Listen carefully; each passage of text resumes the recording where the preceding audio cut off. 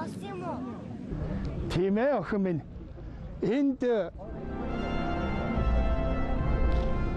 Эндээс хувьсгал эхэлсэн.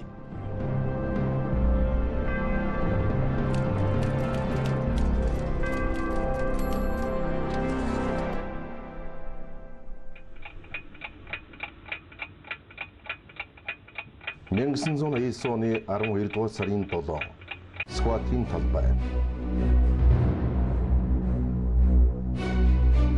Монгол улсын нийслэл Улаанбаатар хотын төв талбай, нам хүнхэн дүнсийн Хүйтэн сардмал талбай ямар нэгийг хүлээх мэд үйлдвэртэй браандсан тэр өдөр. Монгол орон даяар социализмын саарл манан бүргэсэн хэвээрээ энэ тэнд хэсэг бүлэг хүмүүс агуу их өөрчлөлтийн тухай мөрөөдөн ярилцгааж нэгэн их хэргийг бүтээхээр шамдаж байлаа. Ардчилсан хувьсгалын их үүсвэр очин ховдоос эхэлж үсэрсэн гэж би ойлгож явдаг. Яагаад гэвэл одоо сэрцгээ нэгцгээд үе зэрэг хэлээд хоёр байрны холд бол згсаагаад тэгээд 14 цаг гэхэд бол бид згсаалаараа ардын өвчин талбайраа бол одоо цуглаоцсон бөмбөр үрэг бариад ингээ явцгаас. Яг энэ өдрийн 14 цагт Улаанбаатараас 1500 км-ийн тэртээ Монголын баруун хязгаар Ховд хотын ардын өвчин талбайд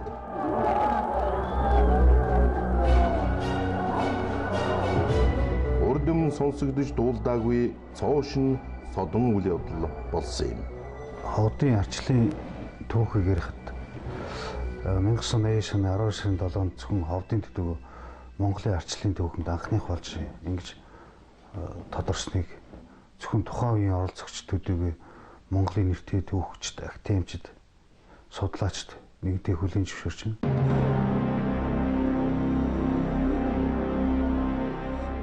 Ховдын багшийн дэс сургуулийн оюутнуудын санаачилсан улс төрийн жагсаал цуглааны зохион байгуулагчид нь тухайн үед Ховдын багшийн дэс сургуулийн оюутны зөвлөлийн дарга эс эрдэнэ зогтоо 3 багш 10 оюутан байсан юм. Цуглаанд багш Батцанг, Мөнхтөр, Инквайр, Батцоож, Сарантуя, Эрдэнэ цогт, Батуулд, Чинчулуун, Мөнхтөр, Инкчаргал, Эрдэнэ улдах, Алтан туя, Буддорж, Лавсрун, Нэмихбаатар, Ховд хотын иргэн Хархүү, Болд, Чилгэр, Төмөрбат нар үхэлж Монгол Ардын Өвсөлт намын Төвөрөөний улс төрийн товчоо сайд нарын зөвлөлийг бүрэн бүрэлдэхүүнээр нь огцруулах шаардлага тавьжээ.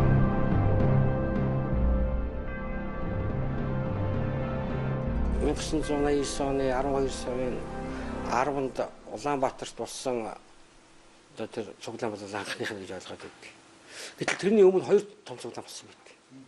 Нэг нь 7-ны өдөр Ховдод, 9-ний өдөр Эрдэнэтэд болсон байдаг. Тэгээд нөгөө Улаанбаатарын цуглаач бүр нарийн ярих бол 3 дахь цуглаан болчихж байгаа байхгүй. За энэ яхаарахгүй Ховдоос эхэлсэн. Ховдод Ховдын багшийн дэдийн оюутан залуучуудын жагсаал бол Монгол оронд болсон анхны одоо улс төрийн тэм жагсаал. Монгол Ардын Өвсөлт намын Төвөрөөний 5 дугаар бүгд турлаар томоохон шийдвэр гарсан боловч өөрчлөлтийн байгуулалтын ажил эхэлж чадахгүй байсан л да. Тэр үед бол тухайн одоо үеийн суралцж байсан бүх Ховдын багшин дэдийн бүх оюутнууд бол одоо энийг анх оюутны жилийн цагийн танхимын дэлгүүр одоо надад байдаг гэсэн тэнд одоо бүгдээрээ нууцаар идэвхтэй оюутнуудаа дуудан цуглуулж энэ үйл ажиллагааг одоо зохион байгуулах бэлтгэл ажилд одоо оролцож ирсэн юм байна. Тэгээ одоо бүгдээрээ л санаа оноогоо хэлээл тэрийг нь одоо эвлүүлж бичих үүргэл надад оногдож байгаа л байна. Монгол Ардын Өвсөлт намын Төвөрөөний 7 дугаар бүгд туралд хөргүүлэхээр бэлтгэсэн уг цуглааны үндсэн шаардлага болох өргөх бичгийг багш Батцанг, Мөнхтөр, оюутан эс эрдэнэ зогт, Эрдэнэбаатар 4 Ховд аймгийн намын хорооны 1-р нарийн бичгийн дарга буян дэлгэрт гардуулсан байна. Энэ бол Улаанбаатарт болсон анхны цуглаанд ирж тавигдаагүй шаардлага. Энэ хүмүүс маань бол нэлээд их мэддэг сандсан байдаг. Бидний аймгийн захиргааны үүдээр ороход бол цагдаа нар байсан. Мөн тэр хурлын депутатууд маань гайхс шинжтэй. Тэгээд даргын өрөөнд ороход бол Хоёр өөр нэг тийм уур амьсгал мэдрэгдэх шиг бас гэж орчиж хүлээж авсан.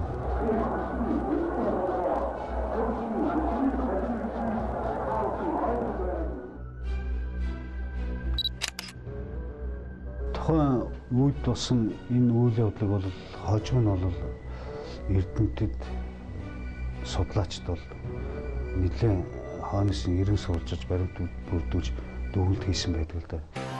Монгол улсын түүхийн 5 дугаар бодид 1989 оны 12 дугаар сарын 7-ны өдөр Ховдын багшийн дээд сургуулийн хэсэг оюутны цуглаан Монгол дахь арджилсан хөдөлгөөний эхлэл болсон гэж дүгнсэн байна.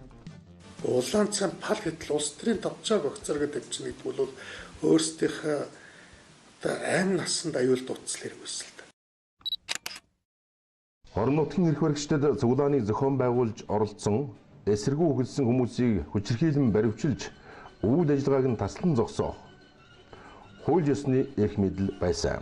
Төрийн эсрэг хууль сурталчилгаа явуулсан ард олныг төрийн эсрэг тэмцэлд урайлан дуудсан гэх мэт олон заалт тухайн үеийн эрүүгийн хуульд дурейтал бичигдэжээ. Энкри хайрт намдан үнэнч, даргадан бэлдууч, дунд албан тушаалын зарим хүмүүс цуглаан зохион байгуулж үхэлсэн хүмүүсийг баривчлуулах прокурорын зөвшөөрөл авахар гүйцгээсэн байна. Энэ үед би Ховдын аймгийн прокурорын газрын тусгай хяналт эрхэлсэн тусдах прокурор ажиллаж байлаа. Манай прокурорын жижүүр таныг улсын ерөнхий прокуророос яралтай ярь гэж ийн гэдэг ийм мэдээ ирүүлсэн.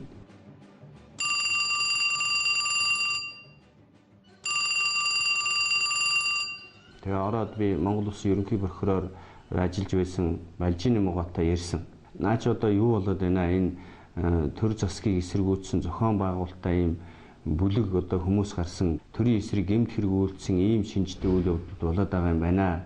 Энэнийг одоо яах гэж та нөхдүүд энэ сонор сэрэмжтэй бэлтгэлтэй байх хэрэгтэй гэсэн ийм үүрэг даалгавар өгч цаг тутам энэ тухай мэдээж байхыг надад даалгасан юм аа.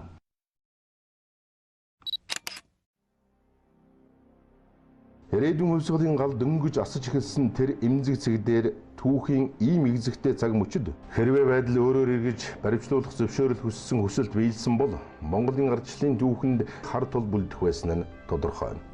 Тухайн аймгийн намын орооны үзэл цус хүртэл хариуцсан ажилтан бол тэр цуглаан чагсаалд үг хэлсэн зохион байгуулсан хүмүүсийн зөвлөгөө бариад энэ хүмүүсийг баримтлахын зүйтэй гэж хахаж ирсэн юм явдал гарсан юм байна.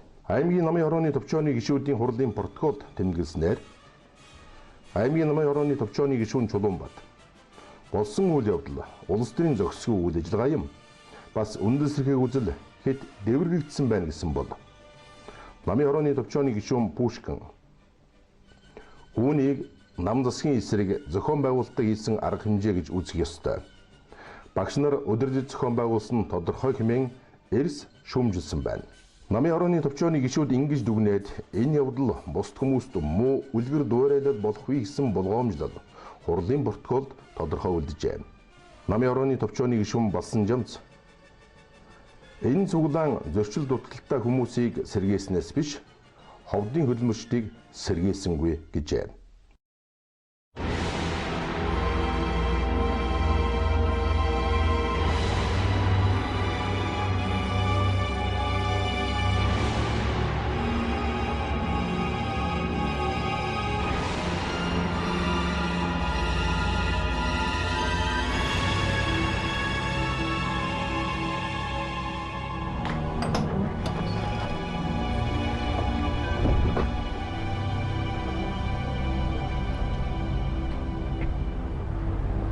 За энд 1989 оны 12 дугаар сарын 7-ны цуглаанд үг гэлсний маргааш өөрөөр хэлбэл 8-нд ийм ухуул хуудснаас байсан юм. Дөрвөн өрдийн бүлэг гэсэн хаягта тэгээд энэ дээрээ болохоор цуглаан дээр үг гэлсэн хүмүүсийг ажил төрлөөс нь халах, дарамтлах, цалин мөнгөнд бууруулах ямар нэгэн байдлаар тэнд халдах юм бол бид нар босоход бэлэн байна гэж. Тэгээд бид нар бол энэ дөрвөн ойрдын бүлэг гэж маш том хүчрхэг тийм одоо байгууллага байгаа юм байна гэж бас иршүүд одоо сэтгэл төрж бас их баярлаж ямар ч нэг ард талтай байна л гэж ойлгож байсан да. Тэгээд тэрийг одоо бид нар яг тэр шөнжингөө нөгөө хул хуудасаа бичээд тэр цуглаан хийсэн 12 сарын одоо 7-ны шөнө одоо бид хэд явд наагаад тэгээ 4 цаг болж явахд би одоо байранд орж ирж байсан. Тухайн үеийн нэрээр бол нийгмийн аюулаас бол хилтсгэж байсан. Тэндээс энэ болоуда 2 цагта нохоотой ирж энэ хуудсыг авсан. Нохоотой ирж шүү. Их сонирн байгаа биз?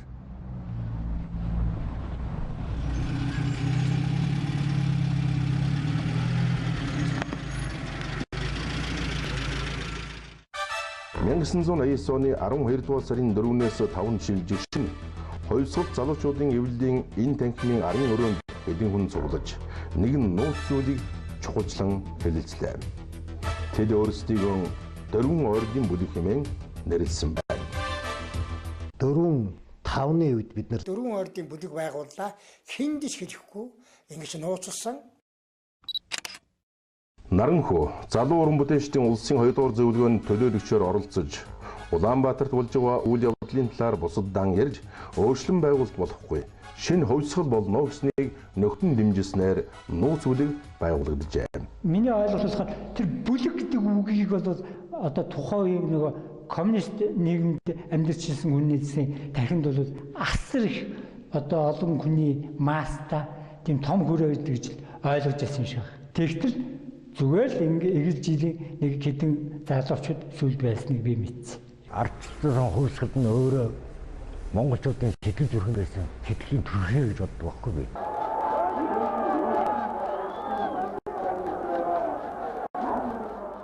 Ер нь энэ өөрчлөлт байгуулалтыг бол эдийн засгаас биш улс төрөөс эхлэх ёстой юм байна гэдэг ойлголттой бол бидэнд байсан л дээ. Тийм учраас улс төрийн байгуулах нь зүйтэй гэсэн санаан дээр бол нэгдэж байсан. Яг энэ үед хот төгчүүлэх газрын дарга Хархүү Монгол Ардын Хувьсгалт намын Төвөр оны улс төрийн товчооны гишүүн Намсрайд захидал бичиж таны инх тайван социализмын асуудал сэтгүүлд бичсэн өгүүлэлд социализм мухардалд орлоо. Манай удирдлага дарга нар өөрчлөн байгуулалтыг зөрөгтэй хийхгүй байна.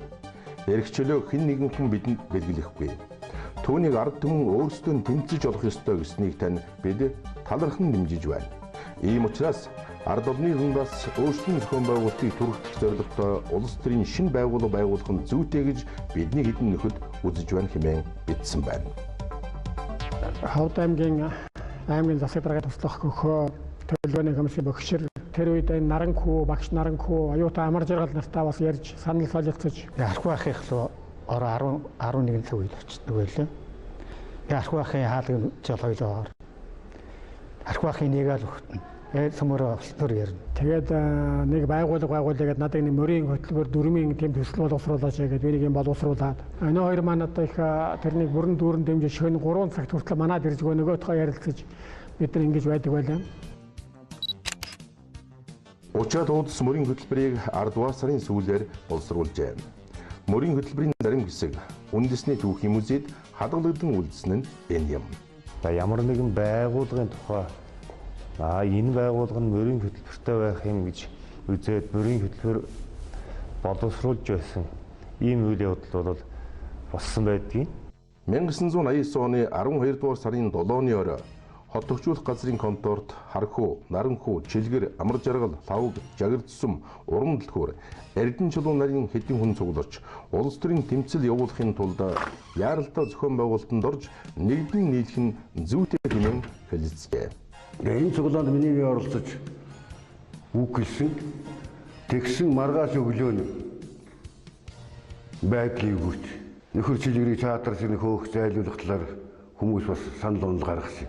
Түүний маргааш буюу 1989 оны 12 дугаар сарын 8-нд мөн өрөөнд 30-аад хүн цугларч Хархүүгийн нэрлснээр ардчилсан холбоо гэдэг байгууллага тухай хэлэлцээд 25 хүн нэрээ бичүүлж, 1 хүн татгалзаж, 1 хүн түдгэлзэж, 2 хүн цуглааны дундаас гарч явжээ.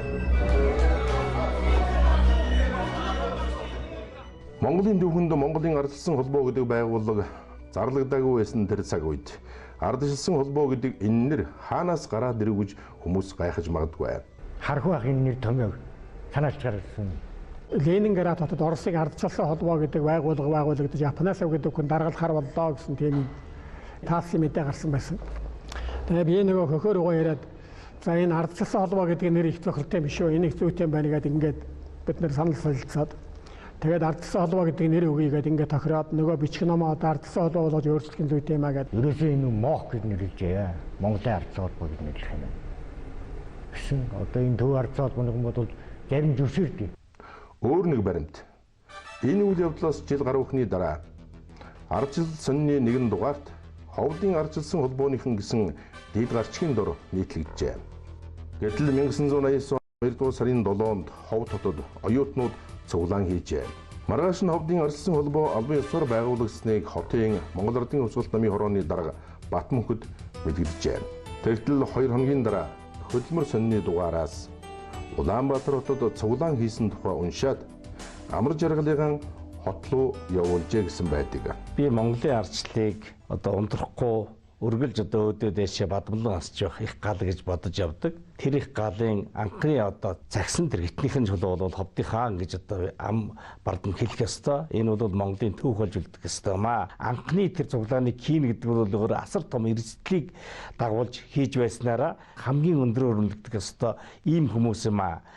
1989 оны 12 дугаар сарын 10-нд Улаанбаатарт цуглаан болж Монголын ардчилсан холбоо байгуулагдсанаа зарласнаар ховдын ардчилсан холбооны үйл ажиллагаа улам эрчимжиж гишүүдийн тоо өдрөөс өдөрт нэмэгдсээр байлаа. Улаанбаатарт ардчилсан холбоо байгуулагдсаныг бол бидэнд асар их баярлууштай үйл явдал байсан. Дараагийн өдрүүдэд ерөөсө цугларалт хүмүүс маш их ирж байсан. Тэрэн дээр бол нэг сони юм бий асааж. Хувьсгалт намын хүмүүс хүртэл ирж дэмжиж байсан. Анхны үнэмлэхийг бол хийсэн юм аа. Тэр үед миний найз Батмөнхийн Бачлуун гэж залуу байлаа. Тэгээд усан модгээр эхэлж ногоон дэвсрэг тавиад дараа нь гоошор юу байсан бохоо. Үнэмлэх гэж үчээд. Тэгээд Монголын ардчилсан холбооны гишүүн мөн болноо гэсэн нэг тийм үнэмлэх бичиж өгчээсэн. Энэ үнэмлэх маань одоо хүмүүст байдаг л да. Харин Улаанбаатарт байгуулагдсан Монголын ардчилсан холбооны албан ёсны салбар зөвлөлийг 1989 оны 12 дугаар сарын 18-нд байгуулжээ. Энэ тухай Монголын ардчилсан холбоо Монголын ардчилсан намын Ховд аймгийн Цасал сонины 1990 оны 10 дугаар сарын 19-ний дугаарт Ховдын ардчилсан холбоог санаачлагчид Чилгэр, Хавг, Төмөрбат, Наранхүү, Амар жаргал, Болд, Эрдэнэцогт, Мөнгөтөр, Эрдэнэ-Олдох нарын хүмүүс хэний шахалтгүйгээр өөрийн мөрийн хөтөлбөр дүрм тангаргыг зохион хэлэлцэж 12 дугаар сарын 18-нд баталсан юм гэж бичсэн байна. За хүний эрх хэрэгжүүлэг дээдлсэн ардчилсан нийгэм улс их оронд маань байгуулагдах тэр үйл явцыг сэтгэл тогтлон хүлээдэг байсан. Яг тэр цаг үед байгууллагуудаар явж ардчилсан холбоо байгуулж ирсэн. Тэгээ бид чи бааз дээр очиод тэр биднес нууцар хуулдаг гэж хэлсэн юм аа. Улаанбаатарт та нар жах юм ойлгоо шүү дээ. Улс төрийг бас та нар жах нөгөө талаас нь харлаа. Дандаа нэг өнцгөөс үтгэж харж дандаа коммунизм байж болохгүй шүү дээ. Дандаа марксизм явж болохгүй шүү. Цаана өөр бас марксизм байж болно шүү дээ. Би нөгөө өнцгөөс нь хийж ухаалдаг байсан. Тэгээд автовын 4 дугаар аз дээр бол нэг өдөр 90 хүн илсэн тохиолдол байд. 90 хүн. Ингээд аймгийн төв үндсэндээ бол бараг арчлагдсан алуун газар болгон эзэнтэй болсон юм. Ховдын ардчилсан холбооны гишүүн бүр өөрсдийн үзэл бодол, зорилгыг олон нийтэд тайлбарлан таниулснаар хүрээгийн хэлэх бодлогыг үйл ажиллагааны гол зорилт болгон цаг завгүй ажиллаж байсан юм. 89 онд Монгол оронд сэвэлсэн ардчлалын тэрсэлх манай даруй сумыг төөрөөгүй бас дайрч өнгөрсөн юм аа. 90 оны цагаан морин жилээрнээс ардчилсан хувьсгалд мянгадууд бас гар хомхон зүгээр суугаагүй маа. Ардчилсан холбооноос салбарлаад Монголын үндэсний дэвшилт, шин дэвшилт хөдөлгөөн гэж хэлж болно. Социал демократ хөдөлгөөнүүд, хувийн хвшлийнхэн ардын аж ахуйн тэр үеийн бүхий л иргэний нийгэм, төрийн бус байгууллагуудын түүчээ бол бас Ховд аймгаас эхэлсэн. 1990 оны 2 дугаар сарын 18-нд болох Монголын ардчилсан холбооны анхдугаар их хурлын өмнөхөн Ховдын ардчилсан холбооны гишүүдийн хурлаар Мөнгөтөр, Чилгэр, Хамархан нарыг их хурлын төлөөлөгчөөр сонголоо. Оюутан Мөнгөтөрд зардал байгаагүй тул Чилгэр, Хархүү, Наранхүү, Батлгэр, Батчулуун, Эрдэнэцогт амар жаргал, Дашмаа нарын хүмүүс хадаасанд байгаа бүх мөнгөн гарган онгоцны зардал цуглуулж өгч байсан юм. Театр дээр би ажил дээрээ байж исэн. Тэгсэн гадаа хүн уулзъя гэж иргэн. Тэгээд гараад ирсэн чинь нэг памбаасан том эсгийн худалдаа юм ногоон сэрэг захтай ховцсон үсч гэсэн нэг бор залуу зогсож байсан. Та жилгэр гэдэг хүн мөн үү? Мөн. За би Баасан Сүрэн гэдэг хүн байна. Би ардчилсан холбооны хуралд явах гэж явна. Манганаас. Тэр ардчилсан холбооны хурал дээр хурлаас гарч ирэхэд Монголын ард түмэн дөрвөн замыг битүү тагилчихсан гадна шүн дунд баяр хүргэж тэр ардчилсан холбооны анх дахь хурлын төлөөлөгчдөд одоо тэрвэрж үнсэж тийм үйл явдал болж байлаа. Сонгож ирсэн төлөөлөгчдийн ахлагч нарыг цуглуулад элбэгдэрж ер нь байдал хэцүүдвэл ер нь бүгдээрээ хоорондоо холбоотой байх юм шүү гэд нэг нууц нэр өгч исэн. Одоо миний бие тэгэхэд торгууд гэдэг нууц нэртэй эргэж ардчилсан холбооныхон тухай холбогдохоор ингэж ярилцаад буцаж ирж исэн юм аа.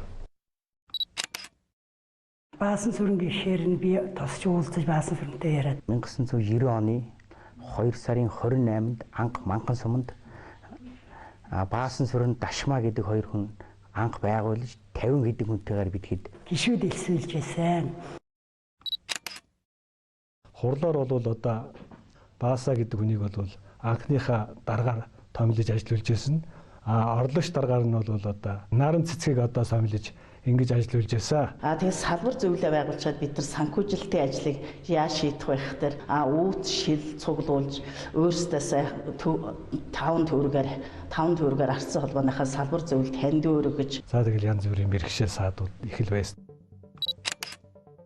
Ардчлалын үйл явц өрнөж эхэлсэн үеэс буянд сумаас квадраж мотоциклаар ирж ховдын ардчилсан холбооны байнгын үйл ажиллагаанд оролцсон улмаар ардчилсан холбооны салбарыг сумандан байгууллаа. За Ховд аймгийн буян сумын ардчлалыг түүхчлэн авч ирсэн хүн бол одоо Ховд аймгийн буян сумын шатуун төгөөстэй нэг ирэх квадраж гэж казак хүн байсан. Тэжээлээ жоохон удаан болонд оройн шөнө 9-10 цагийн үед 10 гаруй хүнтэй цуглаж Алибосны салбар зөвлөлийг байгуулж намайг Ховд аймгийн буян сумын ардчилсан холбооны анхны зохицуулагчаар тавьж түүнээс хойш би одоо ардчлалын төлөө зөвшөөрлөнд зориулж ингэж ажиллаж эхэлсэн. Хөө манай ардчлалын уушаас яснаар сайн болсон нэр хэлсэн. Иргэжлээтэй болсон ард түмэн сайхан болсон одоо малтай болсон хөрөнгөтэй болж одоо байгаа улсууд нь одоо сайхан болж байна шүү одоо. Тэр үед хэцүү байсан мэт нэр. За надтай хамт тэр үед одоо анхдагч болж ажиллаж байсан хүмүүс бол одоо Кавдраш байна, Хамар хаан, Амьд, Булган, Тогтгой багш, Тунгалаг багш, Кагид олдоо, Сагай, Кеват, Зумаар, Доктор хаан гэх мэтийн одоо улсууд анхдагч байдаг. 3-4-аараа 4-5-аараа ашаа удамжаар цуглаж ярьж хөөрч юм тийм болж гэн гэж тэгээд анхныхаа хурал цуглааны хийсэн байдгийг энд 4-5 эхэлж оролцсон байт юм аа. Монголын ард түмний ирээдүйн амьдралын төлөө гарч ирж байгаа юм байгуулга юм байна гэдгийг тухайн үед ойлгоод 1990 оны 7 сарын 18-ны өдөр бид 11 хүн хуралдаж Монголын ардчилсан холбооны сумын салбар зөвлөлийг анх байгуулсан юм. Миний энд анхны протокол нь байж байна. За хуралд оролцсон за гээдөө миний бий байгаа. Амгалангийн Батсуур гэж оюутан, Түмэнбаяр, Мөнхбат, Буян Кишиг, Эрдэнэ хөрөв, Загар Зүсэн, Батчаргал, Хуйгдорж, Батмөнх, Бямбай, Мядаг гэсэн юм 11 хүний одоо бүрэлдэхүүнтэй ингэж хуралдсан. Үйл явцад нэг баснаар бидний хэдэн залуучууд бас тухайн үед амьдарч байсан ард иргэд маань идэвхтэй шармаалтаа оролцож байсан гэдгийг бид бас дурдах ёстой. Хөдөөгийн сумдаас мөнх хайрхан, Мөст, Мянгад, Дөргөн, Ховд, Алтай сумуудад ардчилсан холбооны салбарууд байгуулагдсанаар ховдын ардчлал нутаг дэвсгэрийн хувьд хүрээг нь тэлж эхэлсэн байна. Манай сургуулийн хичээлээр эхлэж байсан Давг Жамцын Бямбцэрэн, Багаангийн багш, Ноосонгийн Төрбат, сургуулийн сахиул галч, Лавг Сүрэн, Базар нарын нөхдийн хамт ер нь энэ ардчилсан хувьсгалыг бид арайдуу телевизээр чагнаад суух биш энд хүч дэмөөгүй өөрсдийнхөө хөв нэмрийг оруулъя гэж нэгэн үзүүр сэтгэлээр бид нэр ингэж 1990 оны 3 дугаар сарын 5-нд анх Мөнх хайрхан суманд ардчилсан холбооны салбар зөвлөл байгуулах хуралдаанаа хийж байдаг. Ямар нэгэн байдлаар хатчиж бас айлгаж сөрдүүлж зогсоох хэмжээнд хүрээд ирэх нь болдог. Үнэхээр ажилчин анги бол юутай тэмцээд амжихгүй байна гэд сэхэтэн гол руу хандсан. Хамгийн гол нь энэ хүмүүстэй уулздаг нь бол арай тухайн нэг маань өөрөөр харж чаддаг байх бот итгэж уулзж ингэж уулзаж Ховд аймгийн мөцмөн хараад Балаагны Ганга багш. За Орос англи хэлний багш байсан Үржин, Орос хэлний багш Инквайр. За барилгачтай бол сагс мөнгө зөргөл гэж одоо хачилдаг байсан тухайн үед бас нийгэмд хэлмэгдэж явсан нэг тийм барилгачин залуу. За барилгын бригадын бүдэ ахуй үйлчлэгээний дарга чантуу их мэтчлэгүнтэй хэлж уулзаж 5 сарын 10 дээр ихэд бидний үндсэндээ албан ёсоор цуглаж түүн дээр одоо ард залууны тэргүүлэгчээр нь тэр гадааны гангааг тавьж даргаар нь тэргүүлэгчээр нь намайг тавьж бид гэх ингээд тухайн нийгэмд оролцож гисэн. Ардчилсан холбооны салбар зөвлөл малчны хотод хүртэл байгуулагдаж байлаа. Бүгд малчин байсан. Бямбачрын гэрт одоо өсвөлээ нийлж анхныхаа хурлаа хийгээд нямхуу таштаван гант бол компьютержин тулан сүрэн авчиржвэн Бямбачар цэгмэдийн бүрүүд орж даваажвэн Цэрэн даваа жигжлийн мөнгөд лувсангийн цэндаюуш нандтын оюун гэрэл гэсэн нэр бүхийсэн хүн яг анхны хуралд орж ирсэн. Бид нэр яг тэр Бямбачрын ингээ хурлаа хийгээд өглөө гэр-гэрийн зүг мордоод явж байхад яг Монголын үйлдвэрчний эвлэн соёлын төв ордонд Монголын ардчилсан намын анх дугаар их хурл үйл ажиллагаа яг нээжсэн тэр үе мөчтэй яг давхцдаг. Тэгээд тэрүүнд нь бид нэр их бэлэгшээж тэгээд бидний сансан үйлс одоо үйлс маань одоо бүтэх юм байна гэж цомороо биеинд сэтгэлийн дэм өгөөд гэр-гэрийн зүг баяртай салж исэн ийм л төвхтэй юм да. Эрдэнэ өрн сумд ардчлалын төлөө хөдөлгөөн нэртэй бүлэг байгуулагдаж ганц 2 сарын дараа үйл ажиллагаанд зогсож ардчилсан холбооны албан ёсны салбар зөвлөлийг огт өөр хүмүүс байгуулсан баримт байна.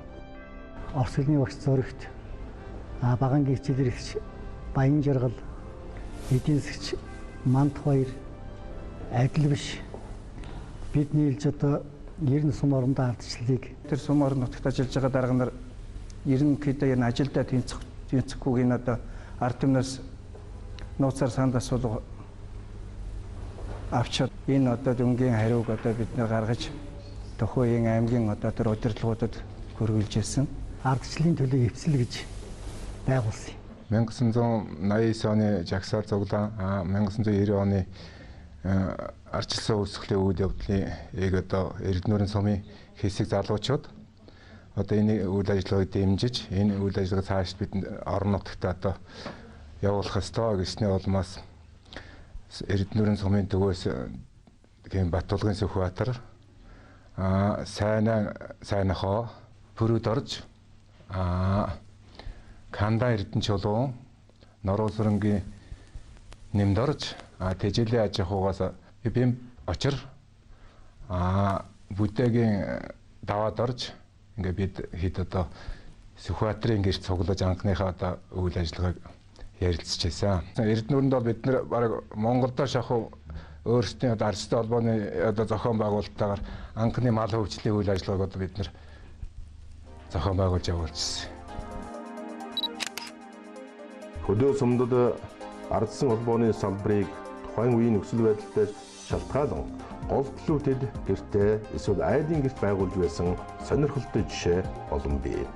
Тэд хэний ч шахалж шаардлагагүйгээр тэнцэлд нэгдэцгээсэн байна. Манай дуудсан мичээр нь ардчлалын өлгөө сум гэдэг шүү дээ. 4 сарын 6 гэдэг нэр Улаанбаатар хотоос нисхийн форумтай цолмон Баяр сайхан гэж их сургуулийн оюутан байлаа тэр. 2 хүн ирж манай сумд ирсэн. Монголын ардчилсан холбооны хурал хийсэн манай гэрт. Манай холбоонд анх удаа 73 настай ийм өндөр настай хүн манай холбоонд ирсэж байна. Тэгээд 1 номерын Батга бичээгээд 2 дахь нь тэгэхээр надад бичсэн юм. Тэр өвдөрөөс эхлээд ардчилсан холбооны гишүүд болсноос хойш бид нар бүр зөрөг зүрх орж тэмцлэн бүр шулуудахч нутаг орны аврах хэвсэл тухайн нэгдлийн нэгдэлд ажиллаж байсан голд хүмүүс байсан. Төмөр жав төгөрөг цогтоо энтэр гэсэн хүмүүсүүд дараа нь мөнгөлөг багштай ардчлалын төлөө хөдөлгөөн гэж бид нэг хэсэг хүмүүс хөдөлгөөн байгуулж тухайн ардчлалын төлөө анхныхаа ажлын үргийг явуулж эхэлж ирсэн. Манай өрөөнд ороод нэг 15 6 хүн ороод Монголын ард салбарын албан ёсны салбар зөвлөлийг байгуулж анхны зохицуулагчаар нь намайг энэ өөрөлт ажлыг гүйцэтгээгээд ингээд тэр үед яг ингэж одоо сумдаарч бий болсон төвхтэй. 90 оны 5 сарын 13 гэдэг өдөр бид ардчилсан холбооны цуглаан хийсэн байна. Суманда 13 эрхийн 16 хүн нийлж ардчилсан холбоог анх байгуулж байсан. Тэр цуглаанаар яг нэг 40 хүн цугласан. Тэн дотор бидэнд үнэхээр элэгтэй орж гисэн байсан. Биднийг сонирхож одоо гүйлдэж байгаа нөхдүүд ч байсан. Энд дими байна гэж хүмүүс байсан. За тэгээд тэрнээс одоо эхлээд ардчилсан холбоо байгуулад ардчилсан холбооны дараагаар баярыг сонгоод тэр үеийн Монгол Ардын хувьсгалт нам их авчиж их боодог байсан. Тийм учраас бид бүхэн киноны байранд орж хурал зурнаа хийдэг байсан. 1990 оны 3 дугаар сарын 7-нд Монгол Ардын Хувьсгалт намын төвөр оны улс төрийн товчоо огцруулах, ардын төр хурал байгуулах, намын онц хурлыг хуралдуулах шаардлага тавьж Улаанбаатар хотод ардчлалын хэсэг нөхөд өлсгөлн зарлсныг дэмжиж Ховд аймгийн ардсан холбооноос ард аюулшийн талбад цуглаан зохион байгуулсан. Төрөөн бол ардчилсан холбооны бүлэг байгуулъя гэж ярилцсан. Дөрвөн хүн нийлээд энэ өлсгөлн дэмжиж. Энэ өлсгөлн дэмжиж нэгдүгээрт Монголын ардчилсан холбооныг зохицуулах зөвлөлт бол сахилгаан явуулъя. Хоёрдугаарт бол Монголын тэр үед бол улс төрийн тавшаа бүрэлдэх бэрэн бүрэлдэх нөхцөлийг дэмжсэн Батмөнх даргад бол ингэж сахилгаан явуулъя гэж шийдээд 3 сарын 8-ны өглөө 10 цагаас энэ сахилгаанаа бид дөрвөлөө бичээд энэ сахилгаан тэгээд явуулсан. За энэний дараа нь бол ингэж ардчилсан холбоо Ховд суманд бол ардчлалыг дэмжих бүлэг байгуулагдсан албан ёсоор зарласан. Энэ бүлэгээ эхлээд дөрвөн зарлаад за бид дөрвөлөө бол байж болшгүй. Багуудаараа яваад энэ хөдөлмөрчд яриад одоо ардчилсан холбоог жинхэнэ ёсоор нь байгуулъя гэж шийдээд дөрвөлөө дөрвөн багт яваад ингэж явсан юм. Тэр үед анханд бол би байсан, багш Амангелд гэж байсан, багш Ром гэж байсан, хүний багамч Кажихан гэж энэ дөрвөн хүн бол ингэж анх бол ингэж санаачлаад ингэж дөрвөн багт гараад хөдөлмөрчтэй уулзаад ингэж ардчилсан холбооны гишүүн одоо илзвүүлэх ажлыг бол ингэж явуулсан. Ямар ч үүрэг даалгавар өгөөгүй. Тэгсэн мөртлөө одоо хөдөө сумууд ардчилсан холбоо байгуулагдаад эхэлсэн. Өөрсдөө сайн дураар зэрэг булган уянч чанман цэцэг даруй сумуудад ардчилсан холбооны салбарууд байгуулагдсанаар Ховд аймгийн хэмжээнд Монголын ардчилсан холбоо зохион байгуулалтанд орж чадсан байна. Булган суманд анх 1990 онд 3 дугаар сарын 20-нд бид санаа нийлсэн хэдэн комисс нийлж Монголын ардчилсан холбоог анх байгуулсан. Тэрэнд одоо Араштэлгийн шагдар сүрэн Чойдонжавын даваа Кингэд Норвын цэдэнд орж Чойдон Томирбаатар гэж одоо ийм 4-5 хүн хамт айлд хийсэж нэгнийхээ гэрт очиж хурал хийдэг байлаа. Хурал хийж байхад гадна нэг тагнуул байхгүй бол бас болохгүй чагнаж байдаг. Тэгэхгүй бол нөгөө гаднаас нөгөө ах намынхан ирээд чагнаад маргаашд нь одоо асуудал гаргадаг юм л байлаа. Тэр үед ажил явуулах их тун их хэцүү байсан.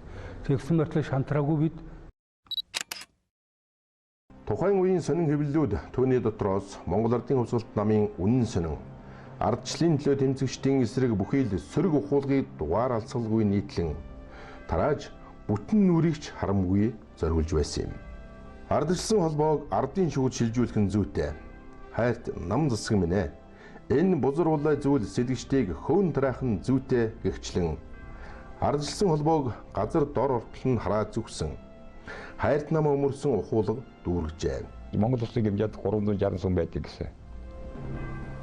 Зэрэг суманд 2 даргын хөгжил Монгол ардчилсан холбоо анх удаад байгуулсан юм.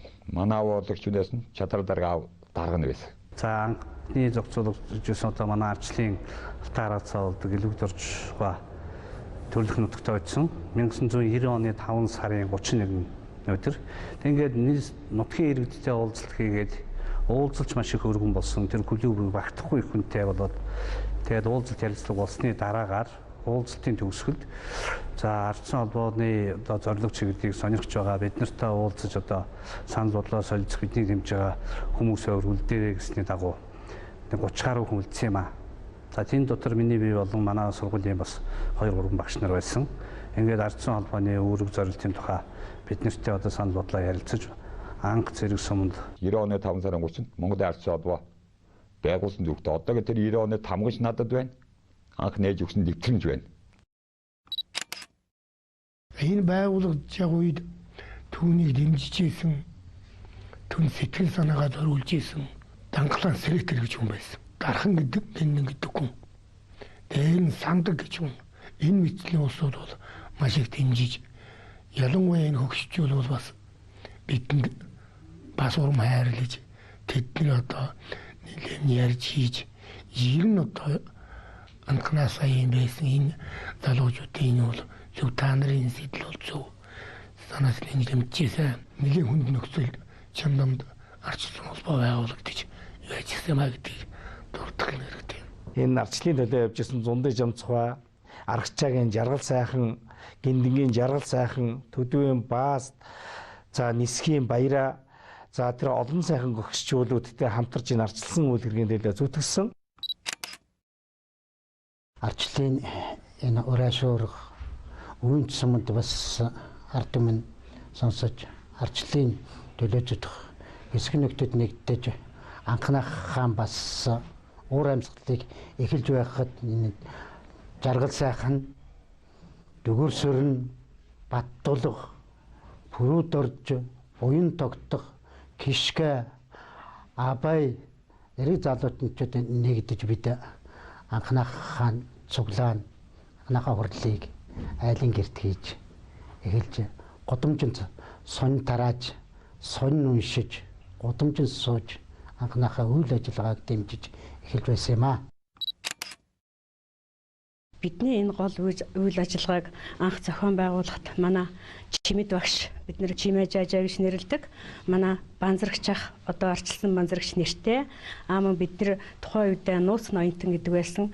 Манай Балдангийн Дашхүү ах удалтай бэлтгэлийн ангийн ажилтан Гамболд мөн тухайн сумын ажилтан Эрдэнэт оржийн Дайна гэж бачиг сайхан соргох хүмүүс орж ирж биднэртэй үг аяа хэлэлцэж ингэж байсан юм аа. 4 сарын сүүлчээр шиг санаж байгаамаа 4 сард л байсан аймгаас одоо Батлагэр гэдэг хүн очиж биднийг одоо Дарив сумд албан ёсоор одоо ингэж ардчилсан холбоог одоо ингэ байгууллаа гэдэг ингээд манай Чимэ Жажаа бидний даргаар сонгож намайг бичих хэрэгээр бичээчээр сонгож одоо ингэж бид нар ингэж үйл ажиллагаагаа үүсгэн байгуулж байсан.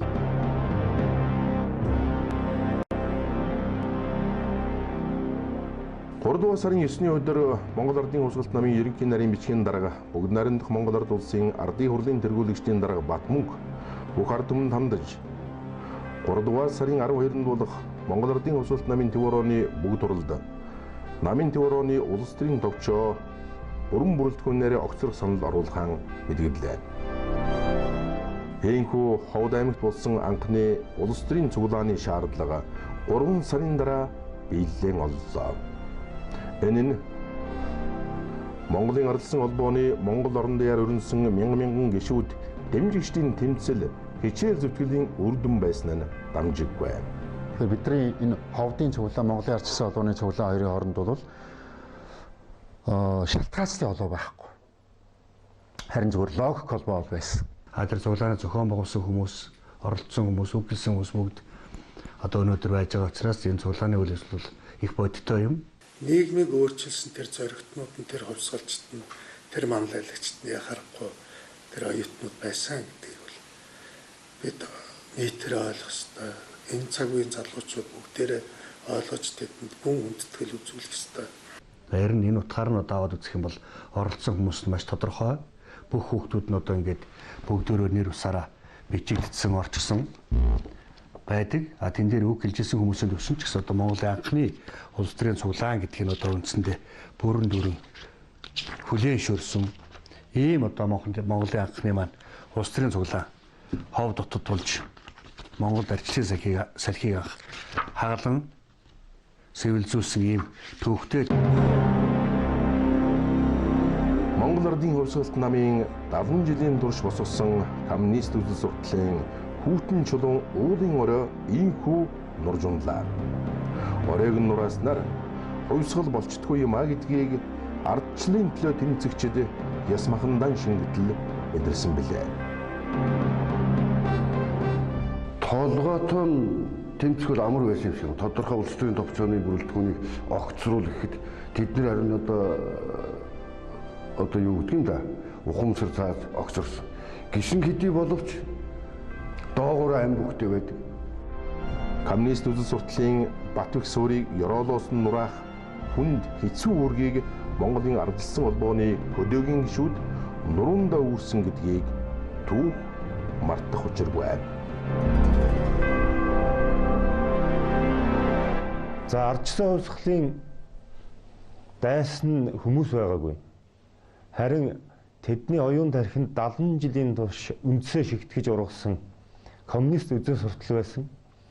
Түүнийг өөрчлөлтөл бидний тэмцлийн гол зорилго оршиж байсан. Ийм учраас хувьсгал урт удаан хугацаанд үргэлжилсэн гэж би боддог. 1990 оны 5 дугаар сарын 27-нд Монголын ардчилсан холбоо Монголын ардчилсан намын Ховд аймгийн салбар зөвлөлөөс зохион байгуулсан ангадугаар чөлөөт чуулган болж хийсэн ажлынхаа үр дүн хэлэлцэж цаашдын зорилгоо тодорхойллоо.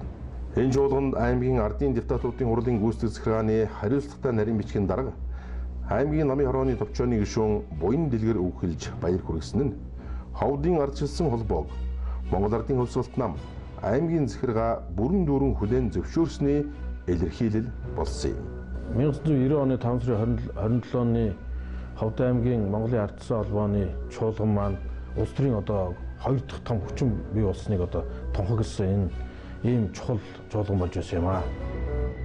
1990 оны 8 дугаар сарын 8-ны 16 цагт Баасан сүрэн галсан лавгнаар ард аюушийн талбайд өсгөлн зарлалаа. Аймгийн ардын депутатуудын хурлын 16 дахь удаагийн ангадугаар чуулганыг хүчингү болгож ээлжид ус чуулган зарлан хуралдуулах зохион байгуулалтын асуудалд ардчилсан хүчнүүдийн саналыг тусгах зэрэг асуудлаар шаардлага тавилаа. Өсгөлн зарласнаар Ховдын ардчилсан холбоо чамлахааргүй үрдэнд хүрч байлаа. Гэхдээ ер нь зүгээр нийгмийг өөрчлөнө гэдэг амаргүй юм байна. Тэн дундаа ингээд тэр социализм одоо том коммунизмыг өөрчлөх гэдэг ингээд зорчихсон улсууд бол амьдралаа золиослох юу ч биш. 1990 оны 9 дугаар сарын 19-ний өдөр Монголын ардчилсан холбоо Монголын ардчилсан намын Ховд аймгийн анхны чөлөөт хэвлэл цасал сонин хэвлэгдэн гарснаар тэд өөрсдийн дуу хоолойг ард түмэн түгээх сайхан боломж бүрдсэн байна. Монголын ардчилсан холбооны гишүүд дэмжигчид түүний анхлагчдын тэмцэл шулуун дардан замыг туулаагүй. Нэг ойлгоогүй дэмжээгүй Ховдын хүмүүс бол энэ зодох нүдэх үхлээр доромжлох дарамтлах юмнууд бол ер нь хэдэн жилийн туршид байсан. Бүр 90 оны сүүлчээр хичнээн тухайд Монголын ардчилсан холбооны зохицуулагч ажилтнаас чилэрэг дээрийг Ховдын нутагт дэвшгэрч 72 цагийн дотор гарч явахыг шаардсан хүмүүсийн гар башиг Монголын яриадад очиод тэр Монголын яриадагаар хүртэл орон дээр цачижсэн юм дүүх байдаг л да. Монголд одоо зөвийн гарчлалыг л дэмжсэн. Тэрний тэгээд дэмжсэн учраас цахилгаан үүдсэн. Цахилгаан үүдсэн учраас бидний говалтаагаас цахилгаан буцаад намаа хорооно товчооны гишүүдийн хурал болоод тэгээ бид эхлээ намаа хөөсөн юм байна. Дараа нь бол нөгөө цэдэнд орж гэдэг чинь малын эмчээс нь хөөцсөн. Нөгөөх давааг бол банкнд байсан банкнаас нь хөөцсөн.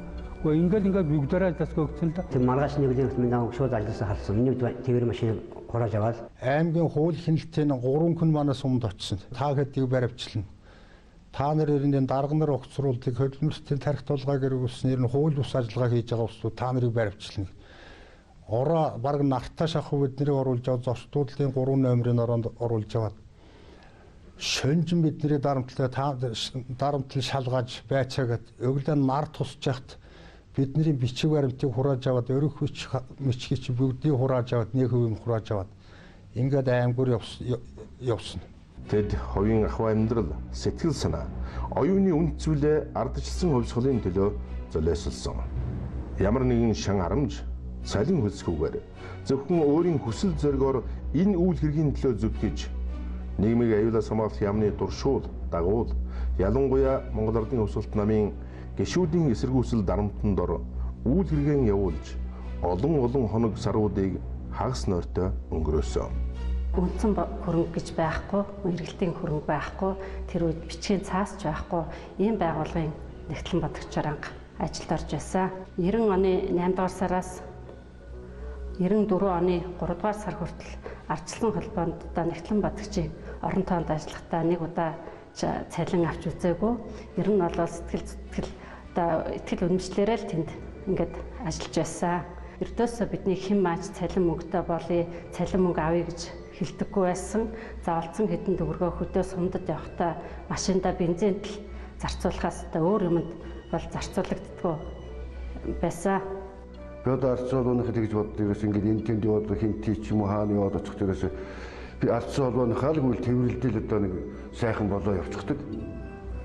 Ерөөсөө ах дүүшгэд болсон юм улсууд байгаа. Тэр 90 оны одоо ардчилсан хувьсгалд оролцож явсан улсууд. Яг энэ ардчилсан хувьсгал ардчлалын төлөө амь бие ирэх шиг амьдрал ахуйгаа золж ажилласан энэ олон мянган барьцаануудыг маань төр засаг харж үзэж эдэнд одоо улс нийгэмдээ хувьсгал өөрчлөлтийг авчирсан энэ одоо барьцаануудаа төрөөс тусгай хангамж эдлүүлэх энэ тал дээр бол хууль гаргаж одоо ардсан холбооноос Монголын ардсан холбооноос гарч байгаа санаачлагыг хуульчлахыг одоо хүсэж байна гэдгийг хэлье. Эцсийн дүнд социалист нийгэм хэрхэн нурж унахыг бид бүгдээрээ харсан. Өнөөдөр бид ямар ч ятгай чөлөөт нийгэмд амьдарч байгаа нь бахархалтай. 25 жилийн өндөрлөгөөс харахад олон зүйл өөрчлөгдөжээ. Мөр зэрэгсэн тэмцэж явсан олон нөхөд маань хорвоогийн мөнгө усыг үзүүлсэн байна. Хамтран тэмцэж явсан дэдгэр нөхдийн үйл хэрэг ардчлалын түүхэнд мөнхөн үлдэнэ. Өвөө. Яа охин минь. Энэ дахиад хувьсгал болох уу? Дахиад уу? Дахиад зураг авахгүй дараа зураг түүх өгүүлдэ шүү. Зураг авахгүй дараа зураг түүх өгүүлдэ шүү. Яа тийм.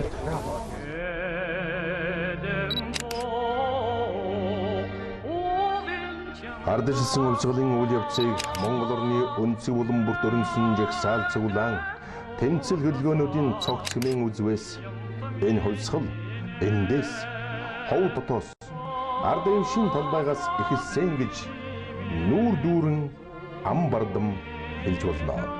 Ардчилсан хувьсгалын их мөрөнд ховдынхан тунгалаг буян жишгэн урсгал нэмсэн.